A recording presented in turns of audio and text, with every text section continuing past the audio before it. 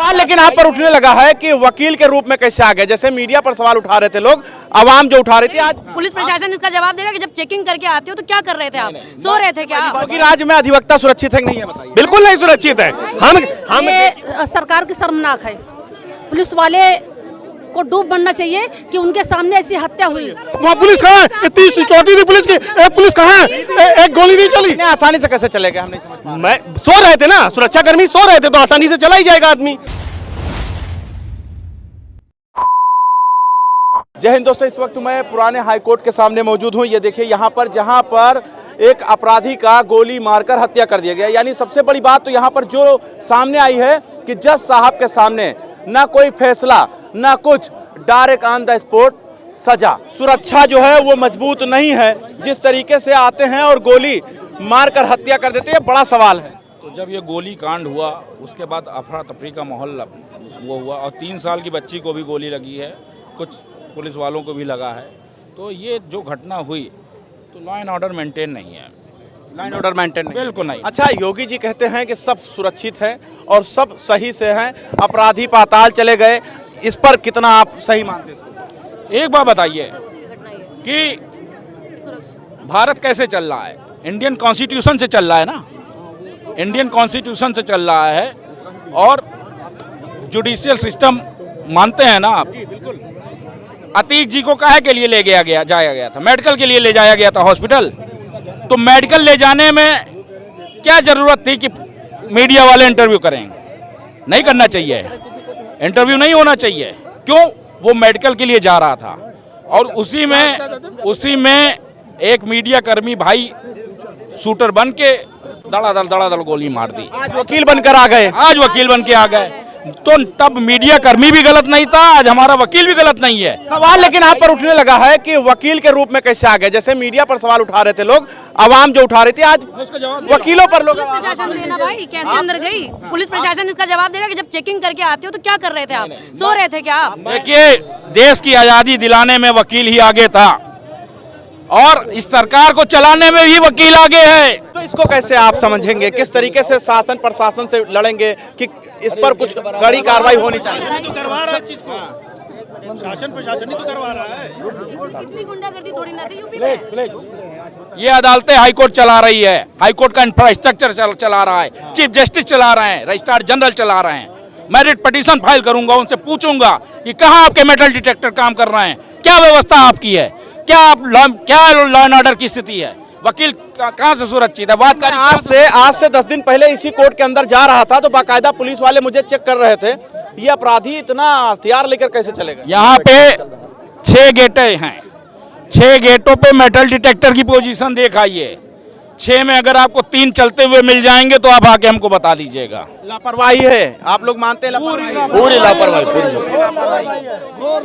पूरी लापरवाही है। ये पुराने दशक वाला जो है कारनामा सामने आया है। ना वकील की जरूरत है और ना ही पत्रकार की जरूरत है और ना ही पुलिस की जरूरत है, डायरेक्ट, और ना ही दलील की, डायरेक्ट फैसला देकर चले गए अपराधी। व्यवस्था चरमरा गई है, किसी के बस में नहीं है, अपनी मनमानी हो रही है। चाहे वो पुलिस है, चाहे शासन है, प्रशासन, सब अपनी मनमानी कर रहे हैं, कोई व्यवस्था नहीं लागू है। योगी जी तो कह रहे हैं लॉ एंड ऑर्डर बहुत मेंटेन है। क्या योगी जी से पूछिए, हम लोग तो खड़े हैं यहाँ पे जवाब देने के लिए। योगी जी से पूछिए। सब कुछ तो देख ही रहे हैं अपने आँख से, अब क्या कहेंगे इसके आगे? जज साहब के सामने ताबड़तोड़ गोली चला दिया। सर, जज साहब के सामने ताबड़तोड़ गोली जज साहब भी तो व्यवस्था के अंदर है। वो रक्षक थोड़ी ना कि वो आपका बैठ कर रक्षा करेंगे कोर्ट में, वो व्यवस्था के अंदर है, व्यवस्था के अंदर चलेंगे। वो गोलियां हथियार लेकर नहीं बैठेंगे आपकी रक्षा करने के लिए। आप कैसी बात कर रहे हैं? जज साहब को ब्लेम कर रहे हैं आप? जज साहब व्यवस्था के अंदर है, वो हथियार लेकर नहीं बैठेंगे आपके लिए कि आपको आएंगे, आपको सेव करेंगे। वहाँ पुलिस कहाँ है? इतनी सिक्योरिटी थी पुलिस की, एक पुलिस कहाँ है? एक गोली नहीं चली। क्या कह रहे हैं कि अंत हो गया है अपराधी का? अपराधी का अंत? अरे सबसे पहली बात तो ये, इसको कानून का ये कानून का घर है, ये कानून का मंदिर है, कानून का घर है। यहाँ पे हम अपने आप को सुरक्षित महसूस करेंगे? यहाँ पे आप देखिए, अपराधी आ रहा है और अपराधी आने के हम खुलेआम गोली मार देता है। हर गेट पे मेटल डिटेक्टर लगा हुआ है, ये मेटल डिटेक्टर वर्क कर रहे हैं, सुरक्षा कर्मी सो रहे हैं, उनको कोई लेना देना नहीं है। कानून व्यवस्था बंद हो चुकी है पूर्ण रूप से। आसानी से कैसे चलेगा, हम नहीं समझ पा रहे। मैं सो रहे थे ना, सुरक्षा कर्मी सो रहे थे तो आसानी से चला ही जाएगा आदमी। जब हर गेट पे मेटल डिटेक्टर लगा सुरक्षाकर्मी बैठे हुए, जब वो सोएंगे तो कोई भी आदमी अंदर आ जाएगा। एक अधिवक्ता की वेशभूषा में आप बताइए, हमारा कहना ये सबसे पहली बात क्योंकि राज्य में अधिवक्ता सुरक्षित है कि नहीं है बताइए। बिल्कुल नहीं सुरक्षित है। हम देखिए, मैं योगी राज की बात नहीं करता हूं। मेरी सबसे पहली बात ये है, मेरी जात, हमारी जात अधिवक्ता जात है, सबसे पहली जात। मैं किसी जात धर्म का नहीं हूं, मैं एक अधिवक्ता हूं और अधिवक्ता जात है मेरी, ठीक है। मैं इस जात को लेकर के हम कोई बटे नहीं है, हम सब एक हैं।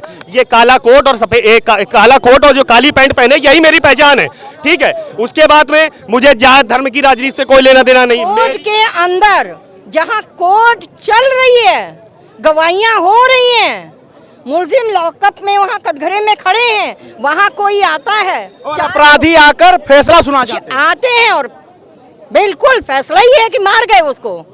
देखिए, उसमें एक जो छोटी सी बच्ची मर गई है, सबसे ज्यादा दुख उसका है कि वो मरी है, एक नन्ही सी अबोध बच्ची, उसको छर्रे लगे। कोर्ट के अंदर अगर आपको जाना होता है तो क्या ऐसे ही चले जाते हैं? सीधी बात है, हमारी मांग है कि अधिवक्ता प्रोटेक्शन एक्ट लागू होना चाहिए तथा न्यायालय के समस्त गेट पर बायोमेट्रिक व्यवस्था होनी चाहिए। प्रत्येक वकील ही अंदर जाएगा, वो भी बायोमेट्रिक के साथ। जब तक हमारा अंगूठा नहीं लगेगा तब तक अंदर कोई नहीं जाएगा। बायोमेट्रिक व्यवस्था ही, बायोमेट्रिक ही जरूरी, तथा जिस प्रकार उच्च न्यायालय की सुरक्षा सीआईएसएफ के हाथों में है, उसी प्रकार हमारे जिला सशस्त्र की सुरक्षा व्यवस्था सीआईएसएफ के हाथों में होनी चाहिए। योगी जी कहते हैं रामराज चल रहा है, सब कुछ सही चल रहा है, अपराधी भाग गए और जो घूम रहे हैं उत्तर प्रदेश में वो कह रहे हैं हमें हथकड़ी लगा दो, हमें जेल में बंद कर दो, क्योंकि हमें अब बंद होना है। देखिए, रामराज का प्रयास तो हर सरकार में रहता है और उत्तर प्रदेश सरकार में रामराज का प्रयास चल रहा है और रामराज में भी इस प्रकार के नैतिक व्यक्ति थे तो प्रयास किया जा रहा है। परंतु अभी हम हमारे प्रोटेक्शन एक्ट की मांग कर रहे हैं, अधिवक्ता प्रोटेक्शन एक्ट लागू होना चाहिए। न्यायालय परिसर में कोई भी व्यक्ति बिना अंगूठा लगाए एंटर नहीं करा जाए, तथा या जिसकी हत्या हुई या अपराधीकरण के साथ साथ एक राजनीतिक व्यक्ति भी था। इसकी पत्नी ने 2017 में आरएलडी के टिकट पर एक विधायकी का चुनाव भी लड़ा था। तो इस पर यह तो जांच का विषय हो गया, परंतु अभी तो हम मांग कर रहे हैं हमारे अधिवक्ता प्रोटेक्शन एक्ट की। अधिवक्ता प्रोटेक्शन एक्ट लागू होना चाहिए तथा न्यायालय की सुरक्षा व्यवस्था सीआईएसएफ के हाथों में होनी चाहिए, जिस प्रकार हाईकोर्ट की न्यायालय व्यवस्था की सुरक्षा रहती है। बिल्कुल, ये जो हत्या हुई है इसको कैसे देख रहे हैं आप? ये सरकार की शर्मनाक है। पुलिस वाले को डूब बनना चाहिए कि उनके सामने ऐसी हत्या हुई, निर्मम हत्या हुई। जज साहब के सामने ना कोई गवाह, ना कोई फैसला, डायरेक्ट ऑन द स्पॉट सजा। ये तो लोकतंत्र अपने हाथ में ले लिया गया, लोकतंत्र अपने हाथ में ले लिया। कोर्ट बंद कर दे, लोकतंत्र का विषय है, यही तो चिंतन का विषय है। इसीलिए तो सारी सुरक्षा व्यवस्था पे सवाल उठ रहे हैं, इसीलिए अधिवक्ता प्रोटेक्शन एक्ट लाना जरूरी है। बिना अधिवक्ता प्रोटेक्शन एक्ट के आगे काम नहीं चलेगा। यहाँ पर अधिवक्ता समाज के लोग किस तरीके से प्रोटेस्ट कर रहे हैं और ये कह रहे हैं कि यहाँ पर जो हत्या हुई है, अब ऐसा लगने लगा है कि वकीलों का भी अब